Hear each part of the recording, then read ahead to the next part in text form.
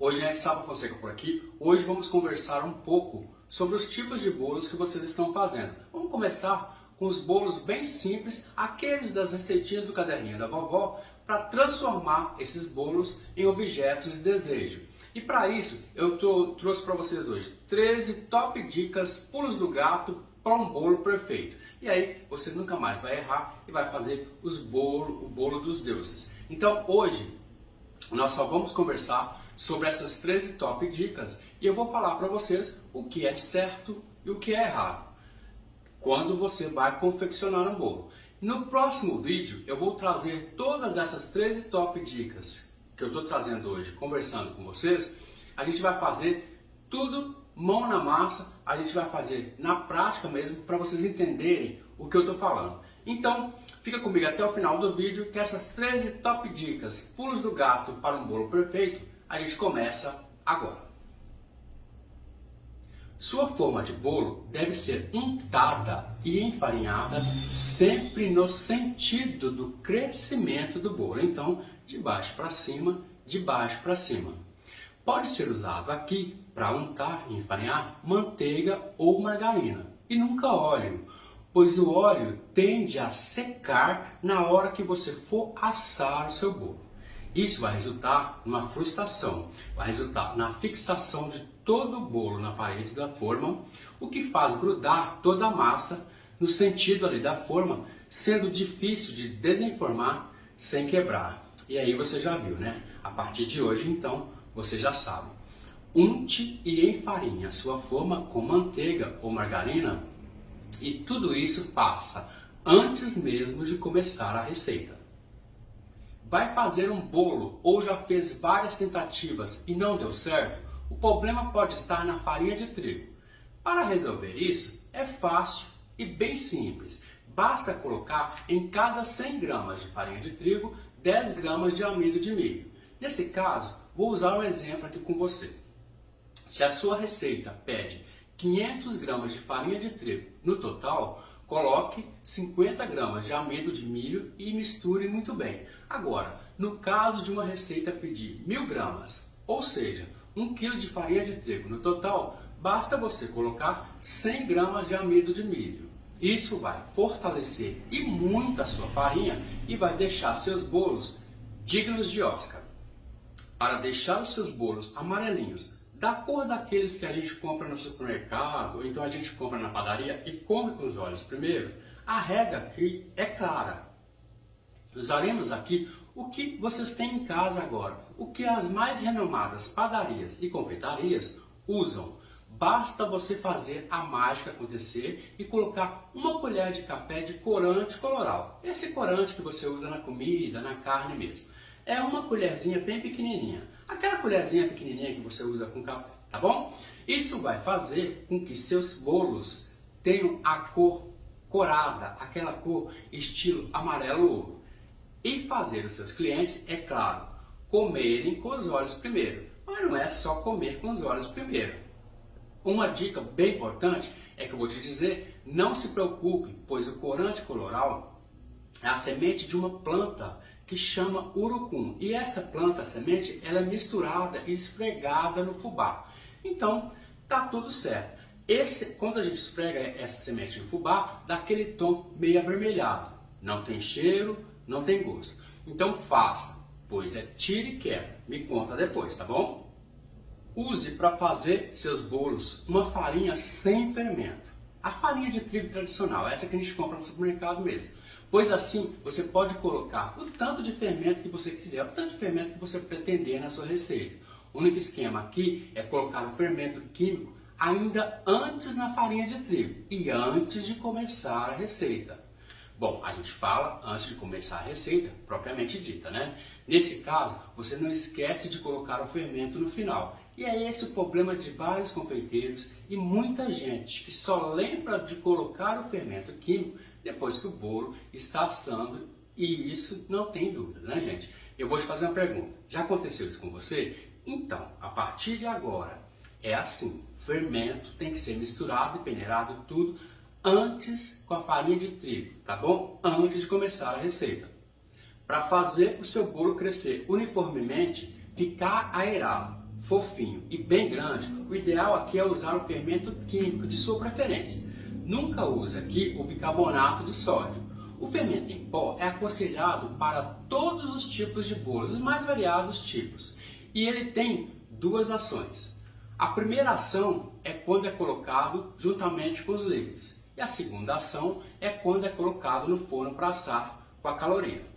Bom, já o bicarbonato de sódio tem somente uma ação de fermentação, quando é colocado na presença de ácidos, ou seja, vinagre, abacaxi, laranja, iogurte, limão, entre outras. Ele, bicarbonato de sódio, não reage nos líquidos, somente em meio ácido. Então, diferentemente do fermento em pó royal, o bicarbonato de sódio só serve para neutralizar os ácidos. Então já sabe, né? Toda receita de bolo deve-se começar primeiro peneirando e misturando muito bem os ingredientes secos. Nós vamos misturar todos os ingredientes secos, tais como fubá, amido de milho, misturados na farinha de trigo primeiro, tá bom, gente? Isso fará com que seja retirado todos os gruminhos, bichinhos e impurezas da farinha de trigo, bem como qualquer objeto que esteja na farinha de trigo ali presente. Ideal também para retirar qualquer tipo de pelo ou cabelo que eventualmente possa ter caído na farinha de trigo por descuido. Aí a gente já sabe, né, gente? Esse processo faz também com que seja aerada a farinha de trigo, peneirando, vai entrando o ar, e aí essa farinha de trigo vai ficando com os folículos todos soltos e prontos para absorver mais líquidos. Nesse caso, o que acontece é que depois disso a aeração garante um bolo alto e fofinho feito por mãos de fada, que são as suas, né? Se a sua receita pede outros ingredientes secos, tais como queijo ralado, coco ralado, amendoim, castanhas, desde que esses ingredientes sejam secos. A hora de misturar tudo aqui é agora junto com a farinha, depois de ter peneirado a farinha de trigo. Portanto, esses ingredientes não precisam ser peneirados, porque eles são grandes. Então, e não podem ser também umedecidos, porque senão o fermento químico começa a reação de fermentação, como eu já disse. Eles devem ser somente misturados na farinha de trigo e pronto, um bolo de vó saindo em minutos. A parte líquida do bolo, diferentemente da parte seca, deve ser batida à mão. Aqui você pode usar um fouet se você quiser, ou você pode bater também na batedeira, no mix, desde que fique uma massa como um creme de gemas. E aí a gente coloca açúcar, sal, manteiga e óleo. É necessário destacar aqui que esta mistura deve ser formada uma pasta bem macia, uma pasta bem cremosa, uma pasta bem densa. Essa parte, gente, é muito importante. E por que eu estou dizendo isso? Porque é ela quem vai dar a estrutura do bolo. Bom, você já sabe, né? É ela que vai deixar o bolo mais macio e, além disso, deixar o bolo bem grande, bem fofinho, do jeito daqueles que a gente vê no caderninho da vovó. Bom, quase saindo da forma de tão grande que tá. Depois dessa técnica, você já sabe, né? Você não vai ficar parado aí, né? É só colocar em prática, tá tudo certo. Outro pulo do gato, uma dica perfeita, muito importante, é fazer a fidelização dos seus clientes. E como que eu faço isso aqui na padaria? Eu faço isso através do método que chamamos aqui, na padaria do Saba, de temperagem. O que vem a ser isso? Esse método é viciante, pois é só casar o sal com açúcar. Um pouquinho de sal, um pouquinho de açúcar. Esse casamento, na hora de misturar, a reação química que acontece é entre o sal e o açúcar. A gente chama essa reação química de casamento perfeito. Por quê? Porque o sal tenta neutralizar o adocicado excessivo do açúcar. E já o açúcar tenta neutralizar o sal em excesso, deixando seu bolo temperado. Bom, sendo que quem come um pedaço quer comer outro pedaço e assim por diante, e vai comendo vários pedaços. Esse método não deixa o bolo enjoativo, cancelando o adocicado excessivo do açúcar através daquela pitadinha de sal. E quer saber? Essa técnica é totalmente viciante e faz com que seus clientes vão e voltem. Vão e voltem. E além disso, vem e traz várias pessoas para comprar o seu bolo. Além do mais, volta com muitas e muitos mais amigos para comprar aquele bolo perfeito que só você sabe fazer. Bom, resultado garantido, pode fazer, depois me conta aqui na seção de comentários, tá bom? A parte da montagem do bolo deve seguir um ritual quase mágico, aquele ritual que toda vovó sabe fazer. Bom, depois de bater o creme de gemas e deixar o creme de gemas bem fofo e bem macio, o ideal é colocar a metade da sua mistura de farinha de trigo, aquela que você fez no começo da receita. Lembra dela? Aquela mistura de farinha de trigo com fermento e tal. Depois de colocar a metade, você vai intercalar com a metade do leite. Essa parte, gente, não pode esquecer porque é a parte mais importante, pois vai deixar toda a massa umedecida. Então, portanto, nunca coloque a mistura de farinha de trigo toda de uma só vez, porque aí vai dar tudo errado, tá bom? Nesse ritual, a gente começa sempre colocando a metade da farinha de trigo no creme de gemas. Depois, a metade do leite. Depois, a outra metade da mistura de farinha de trigo que você fez. E, por fim, o restante do leite. Sempre nessa ordem. Se você fizer tudo isso nessa ordem, os seus bolos serão perfeitos, os mais bonitos, os mais macios e dignos de uma majestade. Para deixar seu bolo mais alto, mais fofo, estilo das confeitarias renomadas do mundo, o ideal é bater somente, mas somente mesmo, as gemas primeiro, fazendo com açúcar e o sal um creme de gemas ali, manteiga com óleo, fazendo a massa de bolo e só depois, no final, bater as claras em neve. Por que eu estou te dizendo isso? Se deixar as claras na geladeira até terminar a receita do bolo aqui, fará com que as claras atinjam o ponto de neve um pouco mais rápido. Mas isso eu vou deixar claramente aqui para vocês, que tudo isso é um truque e é opcional. Se você não quiser fazer isso, não faça, tá bom? O que é obrigatório mesmo aqui, na hora de bater as claras em neve, você precisa bater as claras em neve na batedeira até atingir picos bem firmes, aqueles picos que não caem. Nesse momento, você precisa adicionar 50 gramas de açúcar, mas isso em 2 vezes e continuar batendo. Põe um pouquinho de açúcar, depois baixa, coloca de novo.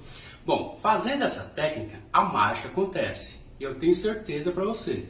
Deixando as claras em neve com açúcar mais rígidas, o que dá a estrutura para o bolo e não desmancha na hora que você for misturar as claras em neve na massa, tá bom? Além de fazer com que sua massa fique bem estruturada, vire uma espuma, deixando o seu bolo com aquele ar de receita do caderninho da vovó, né? E aí com aquele ar de, nossa, que luxo! Para finalizar, o bolo perfeito, o bolo de milhões, nós vamos te entregar aqui de mão beijada, de graça, uma técnica. Você vai precisar colocar a massa irada na forma untada e enfarinhada. Óleo não pode aqui, só manteiga ou margarina, tá bom? E embaixo dessa forma com a massa, você vai ter que colocar uma forma retangular maior do que essa embaixo, para que na hora de assar a massa, assar o bolo, não queimar a parte de baixo. Pode até parecer contraditório, mas o bolo deve ser colocado no forno ainda frio, na grade, na segunda posição, para controlar o calor, tanto em cima quanto o calor embaixo, para não queimar o seu bolo, sendo que tem uma forma maior embaixo aí. Só depois disso, de colocar a massa para assar, que você vai ligar o forno a 180 graus. Feito isso, é só esperar os aplausos e os elogios dignos das receitinhas do caderninho da vovó.